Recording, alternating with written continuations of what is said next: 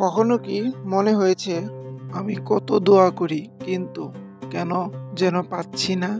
হয়তো তোমার দোয়া আরশের মালিক আল্লাহ ফিরিয়ে দেননি, বরং জমা রেখে দিয়েছেন ঠিক সেই দিনের জন্য যেদিন তোমার সবচেয়ে বেশি দরকার হবে।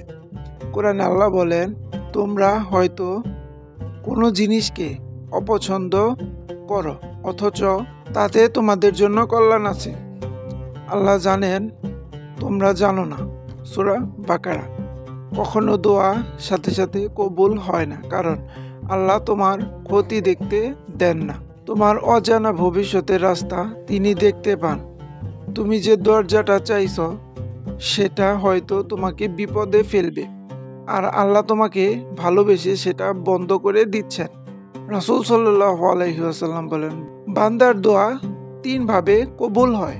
যা চেয়েছে তা দেওয়া হয়, বিপদ দূর করা হয়, অথবা আখিরাতে সওয়াব হিসেবে জমা রাখা হয়। সহিহ মুসলিম। ভাবো তো, তুমি চোখের পানি ফেলে যে দোয়া করেছিলে যা আজও পূর্ণ হয়নি, আল্লাহ সেটা হারিয়ে যেতে দেননি, সেটাকে রক্ষা করেছেন, সংরক্ষণ করেছেন, আর কিয়ামতের দিনে বলবেন এগুলো সেই দোয়ার বদলা যা দুনিয়াতে তোমাকে দেওয়া হয়নি, আজ তোমাকে উপহার হিসেবে দিলাম। একটি হাদিসে আছে, কিয়ামতের দিন মানুষ তার সামনে বিশাল সওয়াব দেখে বলবে, এত পুরস্কার কোথা থেকে এলো? তখন বলা হবে, দুনিয়াতে যে দোয়াগুলো কবুল হয়নি সেগুলোর বিনিময়ে আজ তোমাকে এই উপহার দেওয়া হলো। মুনসাদে আহমদ। সহিহ। সেদিন মানুষ আফসোস করে বলবে, ইস, দুনিয়াতে যদি একটাও দোয়া কবুল না হতো, আখিরাতেই সব পেতাম।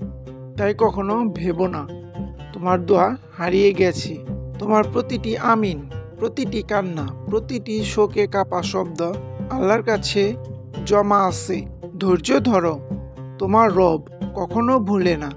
তিনি বলেন, আমাকে ডাকো, আমি সাড়া দেব। সূরা গাফির।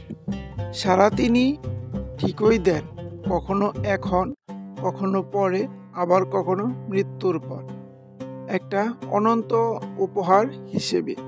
এই হলো দোয়ার আসল সৌন্দর্য। আল্লাহ দেরি করেন কিন্তু কখনোই অস্বীকার করেন না।